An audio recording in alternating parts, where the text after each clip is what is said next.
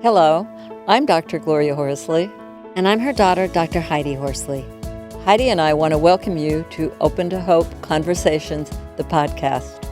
We believe that the greatest gift you can give yourself after a loss is hope, using this moment to connect with others who have not only survived but thrived. So let's get started.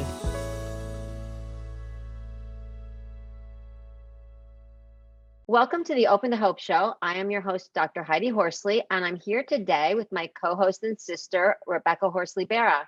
Hi, Rebecca. Hi. So we are going to be talking about something that's near and dear to your heart, because we're going to be talking about alternative grief treatments today. And the guest that we're going to have on, who I'll introduce in a minute, is a certified yoga therapist. And I know that you have owned yoga studios and you're a yoga instructor. So you and Ken have quite a lot in common. Ken Breniman is who our guest is today. Ken is a licensed clinical social worker, near and dear to my heart, because I am also a social worker. And he is a certified yoga therapist based in Oakland, California. He offers culturally responsive and trauma-informed care with his clients. And he does ayahuasca assisted grief therapy. So welcome to the show, Ken. Thank you for this warm welcome. I'm just wondering how you got into the field. I mean, of, alternative treatment, yoga, therapy in general. Yeah. I'd love to talk very briefly about my first yoga teacher. And he was a 16-year-old student at a school that I was pre-licensed social worker. And I was getting supervision, and this youth would come into my sessions regularly. He never cancel. But one day he goes, none of this talk therapy is working. Can we do more of that breath stuff? And I was like, what? And I realized what I was doing was bringing some of my gym yoga into these sessions, because we weren't going anywhere with trying to apply CBT or DBT or any kind of modalities that I was trained in. So without too much longer, I got signed up for yoga training and then yoga therapy training. And it was really amazing to see not only him, but other students really soak in the wisdom of body-based therapy. And yoga was just that modality that was near and dear to my heart. If someone wanted to go see somebody like you that was trained in being a yoga therapist, how would that be different than seeing somebody like me where it's talk therapy? I'd say just right now, the three of us are looking at one another's shoulders on up.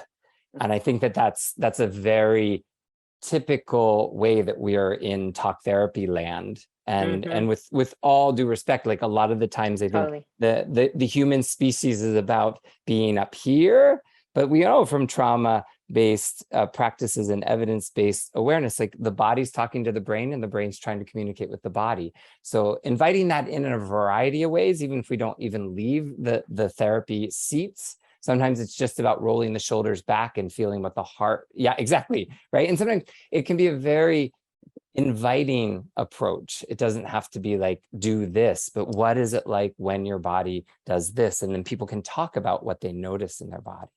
How did you sort of segue into grief yoga? In any ADEC gathering, I'm often curious when I hear people tell their origin story. And for me, it was that at a very young age, I was in kindergarten when my first pet died, and I was immobilized for about 4 days. I couldn't go to school. I just was hit so hard by that loss. And I also was surrounded by family members that didn't really know what to do with someone that was so, I guess, empathically inclined to grieve. And then later in life at age 18, my mom died at 42. And I was also in a place where people around me had their own approach, which was going through the motions, having a funeral, moving on with life, talking about the deceased less and less. And that felt kind of backwards to me.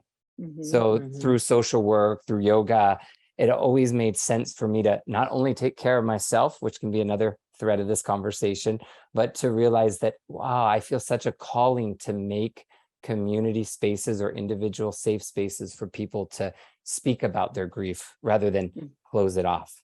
Yeah.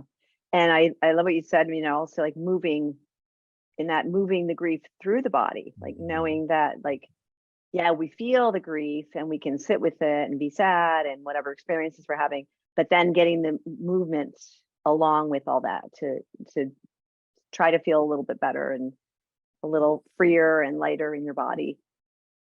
Yeah, and oftentimes in the Yoga for Grief groups, we're in a circle and the altar's in the middle. So there is that neuro feedback. There's these mirror neurons that are happening. People are, holding their own experience, but they're also being able to be witnessed and be a witness for others. So there's much to be said about a communal holding space for one another. You talked about your pet and your mom being significant losses. And I like that you also brought in your pet. Rebecca had to put her dog down the other day. It's been really difficult for the family. And, I think sometimes that pet loss can be marginalized and minimized. Yeah, and what we're seeing, I think, in the family with this loss is past losses coming up.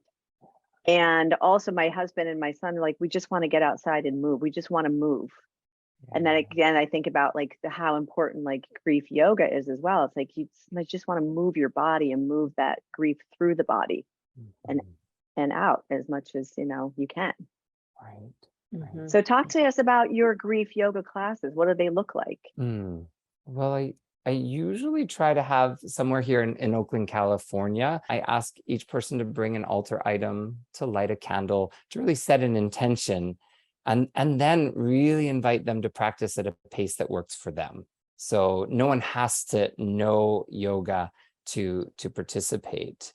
And some people take a shavasana for a big part of the movement practice, and they just lay there knowing that they're in a space that they're co-creating with others. I also have a tendency to acknowledge your pet loss, right? To invite any loss into the circle, which social work training sometimes is it a homogenous group or is it a varied group? But I feel like everyone can come together and really allow themselves to see that loss touches us in so many different ways. I love that. And I love how people are able to come together with and bring an object and have that shared grief experience. And I love even lying in shavasana, being there on your back the whole class, that there is space for that. That's beautiful. Yeah. I'm curious about your ayahuasca Me too. experience. The thread of my origin story is indeed that social work was the first calling to be of service. And then yoga was introduced as trying to be a social worker, but finding an orientation and a theoretical modality that would really feel like my authentic self could show up. I was wondering, tell us what it looks like to go into a session doing ayahuasca assisted grief therapy. Right. Well, the preparation is just as important as the session itself, and the integration as important as all the leading up to the session. But the session itself can be either a day long or an overnight experience. Usually most sessions last around 4 to 8 hours long, but it varies from person to person. And preparation and mental set and setting are very important. And so pre-screening and making sure someone's as prepared as one can be. Having a meditation or yoga practice in place is really helpful. But when someone actually sits with the tea, I do find myself to be much more of a space holder than, say, a shamanic practitioner. You're a space holder, so you stay with them as they take their journey. Is that what that means? Yeah. So I would say that by the time someone has agreed to take a plant medicine as a form of healing, they've done enough of their reading, enough of their, ruling out any medical issues, taking themselves off of any medications that would interfere with the experience. And when they sit, I think the people that call themselves space holders or guides or psychedelic assisted therapists, we allow ourselves a place to make sure that they feel physically safe, but that they can go inward and do their work. And a lot of the times people, like, this is my story, but feeling really stuck in their grief is a reason that people will call out this. If someone's really new to grief, a lot of the times it might be too much too soon in some ways. Yeah, So that makes sense. it's about Yeah. timing as And when you're well. saying your story, when I Mm, know that your mom died when you were young. You were only yeah. 18, right? Have you used any of this in your own journey to help you, or no? I find that my years from 18 to about 35 would fit very well in the new DSM-5 category, prolonged grief disorder. Wow, interesting. While I didn't have necessarily the the strong yearnings, the muted or holding back grief and not even allowing myself. So at the time that I learned about plant medicines, I had tried talk therapy and really couldn't get to some of those places. And so when I sat with ayahuasca for the first time, what I was gifted was a revisiting of some of the times where my mom and I didn't necessarily connect, but I could hold some compassion and forgiveness for both parties. It's kind of, I say that my stuck grief was like Groundhog Day, when Bill Murray keeps stepping in the same puddle over and over. Why am I doing this? And getting more frustrated knowing I'm stepping in that same puddle. I think the ayahuasca journey that sort of shook things up and allowed me to do more ongoing grief therapy was more like Christmas Carol, where I'm guided to see something from my past and looking towards the future and being able to be held in a continuum of what it's like to really lean into my feelings about losing my mom. Is it something that is done once? Is it done multiple times? When it is more of a therapeutic assisted, my philosophy is this: to agree to have one experience, integrate that, and then make a decision about a follow-up experience. Because it's very difficult to predict how much will show up, and giving ample space and reverence for one's body, one's psyche, and the plant medicines. I think that time in between sessions is the approach I've adopted. Now, I know people travel long distances and will go out of the country, and I think that allows them almost a retreat-based space. And some people will then commit to one day on, one day off, but they're also in a different kind of container. Is there any advice or anything you would say to somebody out there that is stuck, feels stuck right now like you did in their grief? I do believe that leaning into an ability to trust that even if that stuckness feels like you can't see much beyond that stuckness, that something is happening. So for instance, I wasn't ready to drop into psychedelics for many years, even though I'd heard of them. And in hindsight, I can look at that now and realize that that wasn't necessarily stuckness. That was a lot of internal getting ready for something. So I do believe that people that feel like, gosh, nothing's moved for so long, to really hold that amount of compassion, and then to reach out if this does sound like the right approach, to ask their immediate circles, their own therapist or whatnot, to find someone in their community that now has a better understanding of plant medicines, to really build that trusting relationship, so that if it does call to them, then they're more ready to see what their intention is around what this stuckness might be. This is more of a journey. It's not, I'm going to go to this first. There are many other things I'm going to try and experience. And then, maybe this will be the answer, or something that will be helpful. I think there's an importance of realizing that our Western minds, especially those of us educated in a war on drugs era, this isn't something that is a panacea. So we can't just unleash it and say, like, everyone should try this. Therefore, the preparation or the journey approach works best. But likewise, I think it does take the courage to have open conversations to see what the right approach might be for each person. No cookie cutters here for sure. Well, Ken, I guess I just wanted to say in ending that from what I'm hearing is it also sounds like, if people have been in talk therapy, and like you said, that only takes them so far, starting maybe with a yoga practice or reaching out to someone like you, who's a yoga therapist, is a good first step, and seeing if that can shift something in their bodies and shift something in their grief process. Yeah. And yes, I love that kind of that building into what other parts of us can be invited into this. One of the things I bring into even talk therapy are singing bowls, right? And just allowing someone to have time where we're not trying to formulate thoughts around our experience, but to have an experience.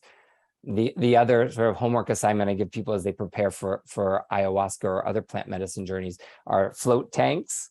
Those, to be able to go in and quiet the body and the brain and see what comes up, and then to come back to therapy and then talk about that experience. You all said going out to nature, right? Gardening. There's some really accessible, free things that we can do to then lean back into a therapist and see how prepared we might be for a deeper dive. I love this, Ken. So how can people find you if they want to work with you? My website is kenbreniman.com. And I usually ask people just to sign up for a 20 or 60-minute consult. And we really just explore possibilities. Some people really just want even through Zoom, we can do sound baths and different things that really help people kind of get into those non-ordinary mind states and practice that stepping in and then stepping out of those mind states. I feel free up a lot for the grieving heart. Well, thank you, Ken. I love what you're doing with the body, because grief does get trapped in the body. And you are doing so much body work, which I think is really, really important. So thank you so much for all you're doing. Yes, thank you, Ken. It's so wonderful that we have you as a resource here in the grief world. Thank you for watching the Open to Hope show. If you want to see more shows like this, please go to opentohope.com. And please remember that if you've lost hope, please lean on ours until you find your own. God bless. Thank you, Ken. Thank you, Ken. Thank you, Heidi. Thank you, Rebecca. I'm Dr. Heidi Horsley. You have been listening to Open to Hope, the podcast. You can follow Open to Hope on Facebook, Instagram, and Twitter. To learn more, visit us at opentohope.com and go to Apple Podcasts to subscribe. I'm Dr. Gloria Horsley. Join us again next week for another Open to Hope conversation, where we invite you to lean on our hope until you find your own.